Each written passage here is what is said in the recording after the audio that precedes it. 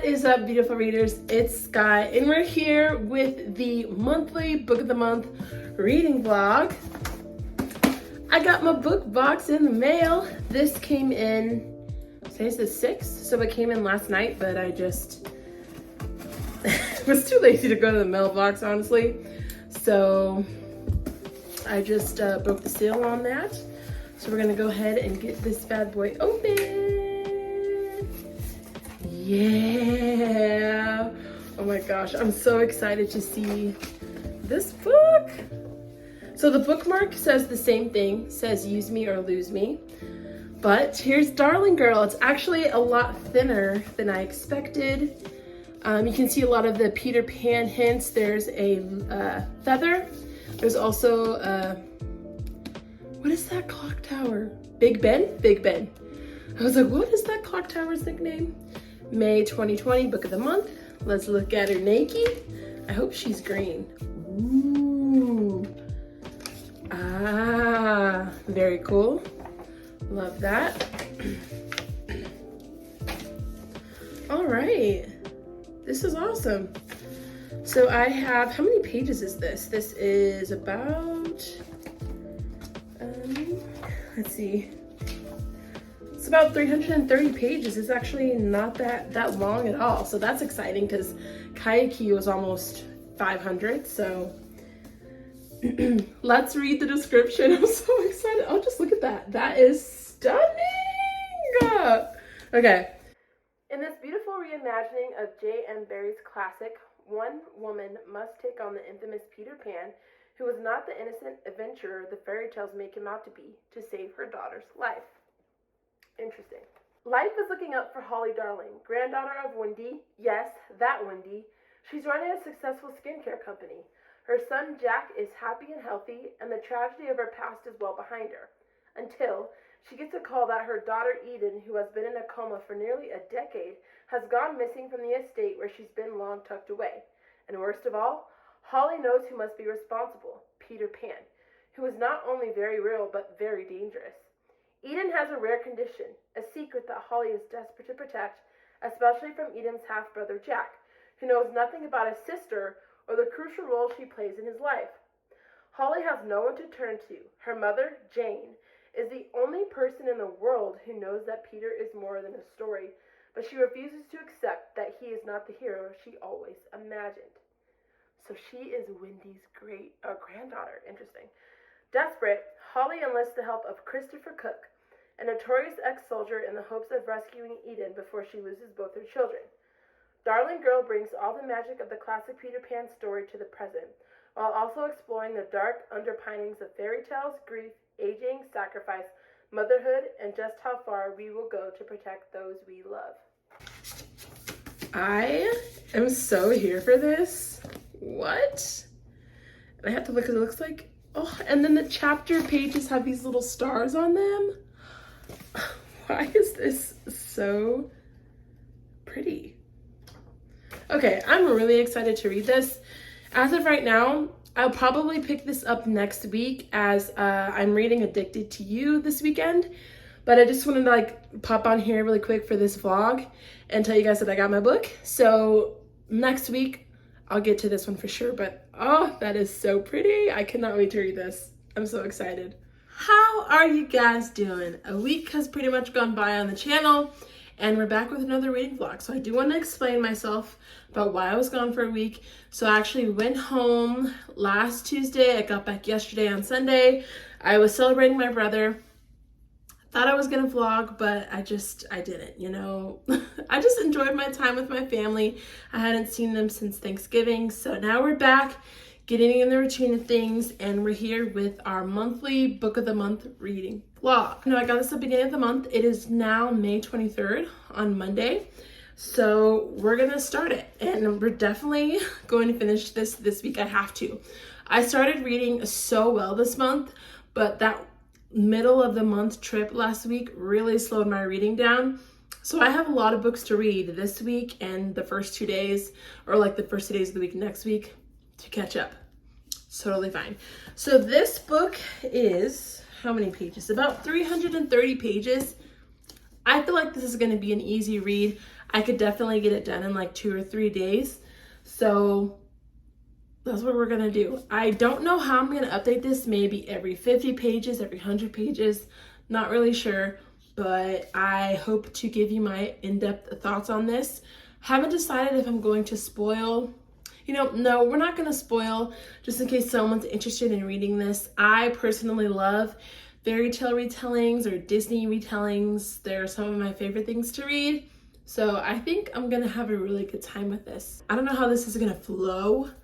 I feel like I'm kind of being repetitive because I did open the box and show you guys the book when I got it. So I might be repeating myself. I apologize if I am, but that's okay. We're gonna get into the actual book now and see if the inside is as good as the outside.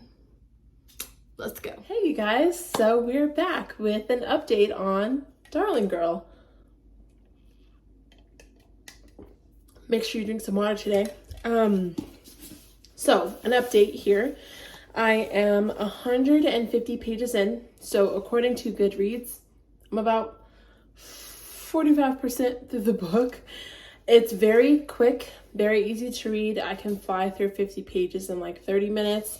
So that's kind of how I've been timing myself. What can I say about this book? So it's very modernized. It's interesting because the main character, Holly Darling, is the great-granddaughter of Wendy. So Wendy at this point is passed away, and her mother Jane is still around. So that's kind of where we are. I would say the most unique part about this story so far is that Holly has started a skincare company, and in it she has, well, in the story at the beginning, she has created this highlighter called Pixie Dust, and I thought that was really unique. Well, not really unique, I just thought it was cool. I would totally buy that because I am into like Disney I guess products and all of that stuff. I would purchase it, but knowing what is in it now in the highlighter, I don't know if I'd purchase it. I'm not going to say what's in the highlighter because I feel like that's a spoiler, but knowing what is in, now granted it's a very small amount, but knowing what is in the highlighter, don't know if I'd use it. I will say, this has taken a very interesting turn. You learn at the beginning that Holly has a son named Jake. She had a husband, and Jake had a twin brother named Isaac, and she lost both of them in an accident. And she basically is now just living with Jake in New York as she's launching this new skincare company. And basically in the first 150 pages, you're learning her backstory. You're learning about the crash. Jake also has a sister, and I'm not going to say how they're related, but it's just, there's a lot going on. I will say that. And we have not met Peter Pan yet, but he has been, well, I should say we've met Peter Pan in a flashback, but we haven't met him like in the current timeline. We have interacted with him though in the past through Holly's memories.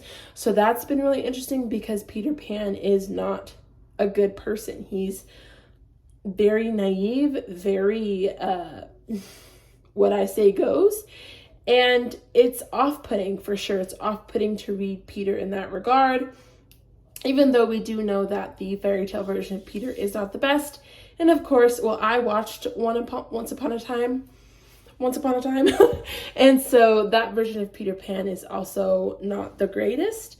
So it's interesting so far. My intrigue is in there. I will say that this reads very much like a thriller and also like a fantasy because you have this kind of magical realism. It is interesting to see how the Darling family interacts with the rest of the world and how the world sees them kind of as celebrities. So that's kind of interesting. But up until this point, basically we're trying to figure out what's going on with Holly's daughter. Because right now she only has Jake and she only has Eden, which is her daughter. And yeah, something happened with the daughter. She's trying to figure that out.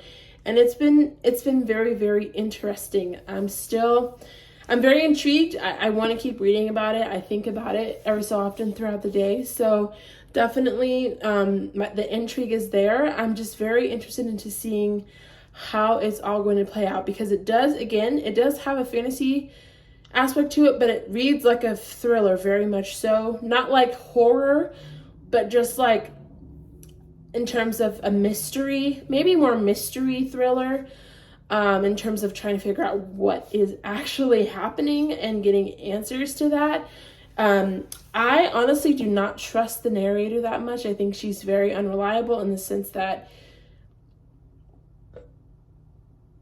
I don't even think she knows what's going on. So it's weird. And I will say it's weird too, because Holly's life has a lot of ties to Wendy's life, being like the original, being a part of the like original Peter Pan story. So, you know, like the writer of Peter Pan, I believe, is J.M. Barrie or something like that. And then one of her best friends in the business is Barrie. And then, you know, we just met the protagonist. His name is Christopher Cook. You know, has a freaking like missing hand with the hook. So clearly that's a connection to Captain Hook. And so it's kind of weird. I don't really know how I feel about it yet, but I am having fun with it. So it's kind of cool to see. I mean, it's weird to see those connections, but it's cool to see them for sure. So as a Disney fan. So yeah, I just wanted to give that quick little update. It's currently Wednesday. So when did I start updating? I want to say it was Monday I started, and I read a decent amount yesterday. I definitely read about 100 pages, and so I'm trying to finish this book today. I don't know if I will, but I will give you an update if I do or not. But I just want to like stop in, tell you I'm halfway through it, how it's going. Yeah. I have a lot of questions right now, but that's to be expected because I'm halfway through the book. So we'll see how it ends. If I could give a guess, no, I don't even want to do that because I'd have to spoil, but I don't know. The whole daughter situation is really bizarre. She does stuff with her. Yeah, it's bizarre. That's all I'm going to say. It's bizarre. I don't know what's going on, but that's the update I have. So I'll catch up with you guys a little bit later, but I didn't want to read any more of this book until I updated, because I feel like then, you know, I get answers to questions and my update would be not as confusing as it would be in the middle of the book. So that's what I got. I'll talk to you guys in a little bit. Hey guys, so it's the next day, and I've read a lot more. I got up early this morning and read 50 pages, and I'm pretty sure I'm on the last chapter here. So I'm just gonna read that on camera really quick. The story's pretty much tied up. I think the last thing we're gonna get an update on is kind of like how they move forward, what's maybe gonna happen with the company. I will come back after this clip to kind of give my final thoughts, because I do have some things I want to say. But I think I'm gonna give this book 3 stars. Again, I have the last chapter to read, but like it was a fun read, I guess, especially if you like fairy tale retellings. It didn't do anything amazingly different. It was just a different take on the story. And like, it's just interesting to see how the author played on the characters and what happened with Peter Pan and Tinkerbell and stuff. It's just very different. I don't think I wasted my time reading this book, but it's not something that I would recommend necessarily to somebody, because I just don't see any benefits from reading it, which probably sounds really bad, but like, this is just a book I read, you know, and that's all I got. It's a Peter Pan retelling. It's another take on the story. That's why I gave it 3 stars. I didn't really, it wasn't bad, but it wasn't necessarily good. It was just a book. So let's read the last chapter on chapter 44. And yeah.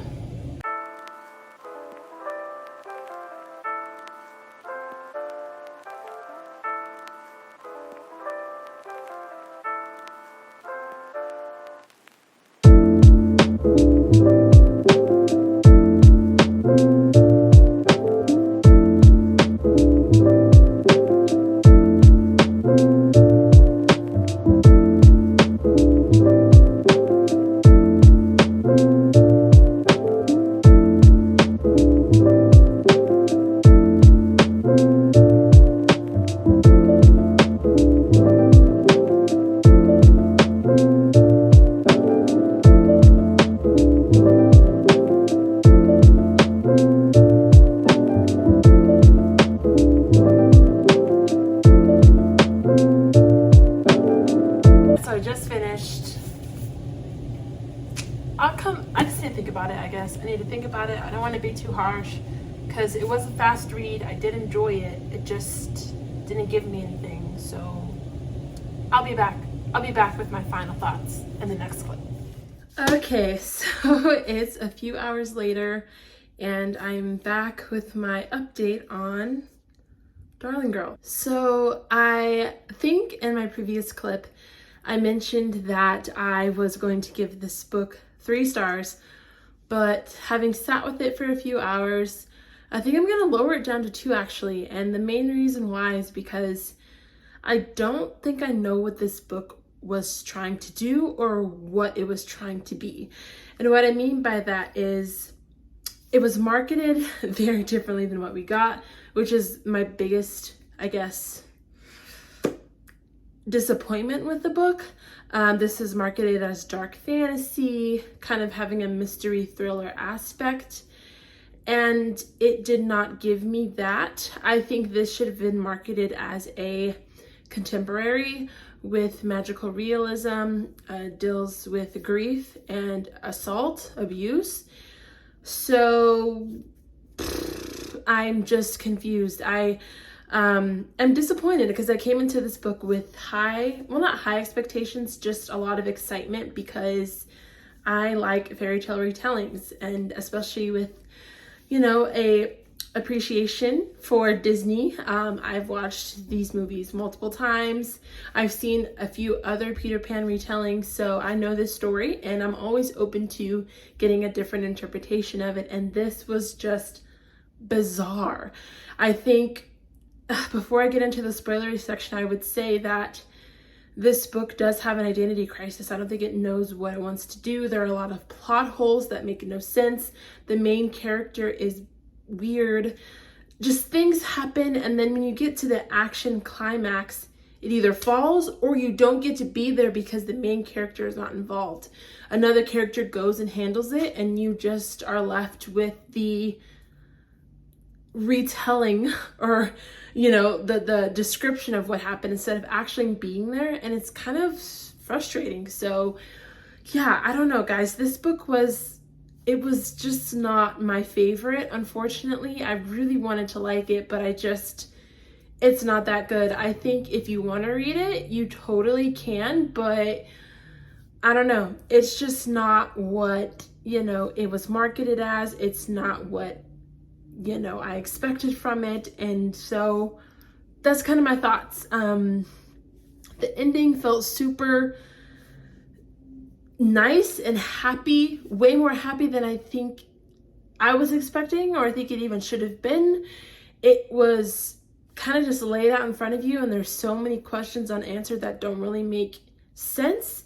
There's just a lot of things I have questions about that we did not get answers to.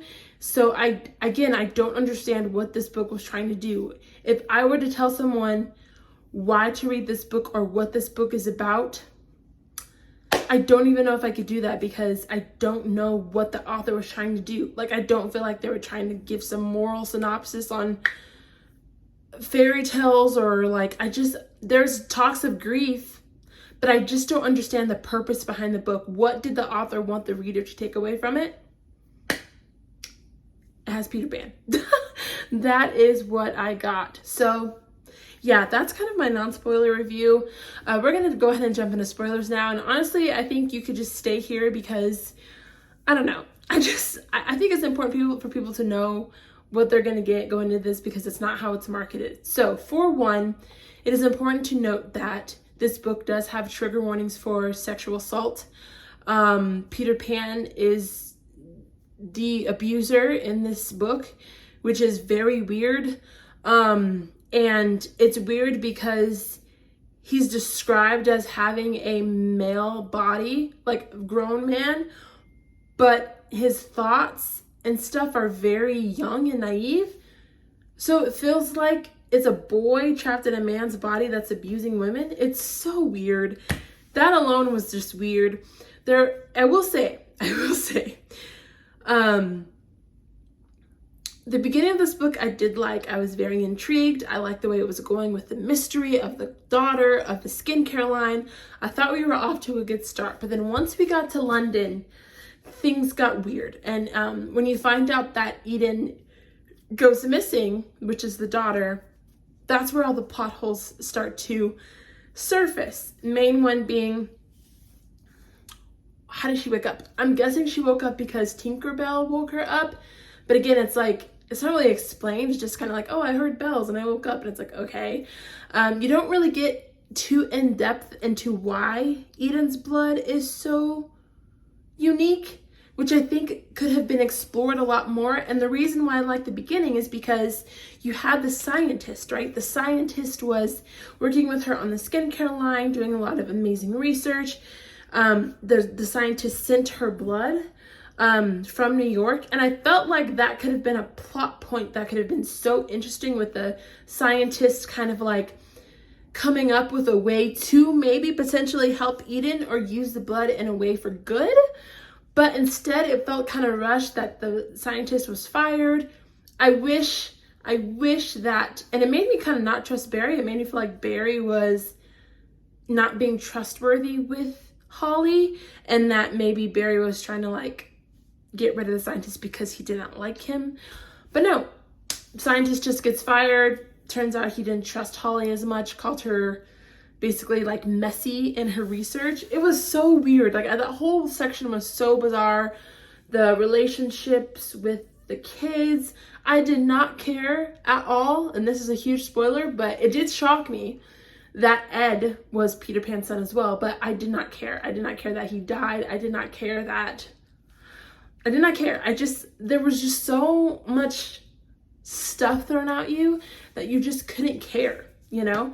Holly was just weird. I did not like the fact that we had so much tension between Peter Pan and Holly that when we finally got to the meeting, it was so anticlimactic. I was not scared of Peter Pan at all. He was just creepy because he, you know, assaulted women, but like there was no fear. There was no fear. And it's because Holly barely interacted with him.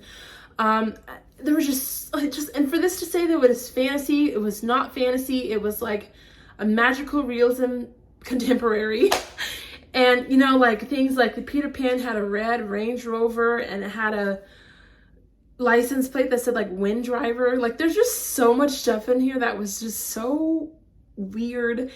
I hated the fact that Holly didn't even get to like get revenge, basically. Like the mom did it. The mom basically drugged her and Eden and then went and took care of Peter Pan. So we didn't even get like a really good action scene at all. And so again, I was just like, what was the purpose of this book? You know, it ended very anticlimactically. Her mom and Eden went off to Neverland. She stayed back with Jack. Apparently Eden fixed Jack. She's with Christopher Cook. And they have a dog that was named after a plant that he killed, Rosemary. I don't understand what this book was trying to do. I'm very disappointed in it. Honestly, like I'm very disappointed in it. I expected more than I got. There was so much good there and it just fell. So yeah, I wish I could give you guys like a better review. I wish I enjoyed my time with this a little more, but I just didn't. It was not good. So yeah, sorry that this review and kind of wrap up of the book ended like this. But I had to get that off my chest because I don't know what this is trying to do. So thank you guys for watching the vlog. If you're still here, I hope you guys have a great week. I'll have my wrap up, June TBR, all of that coming next week. It's a busy week. Oh my gosh, I cannot believe June is already here. I feel like May flew by and I'm like so behind on reading. This is the 4th book I've read this month when I've expected to read like 7. And so my plan is to hopefully have like a reading marathon this weekend where I can get through at least 3 books, potentially 4. So we'll see how that goes. But yeah, I'm gonna go. Thank you guys for watching. I'll see you in the next one.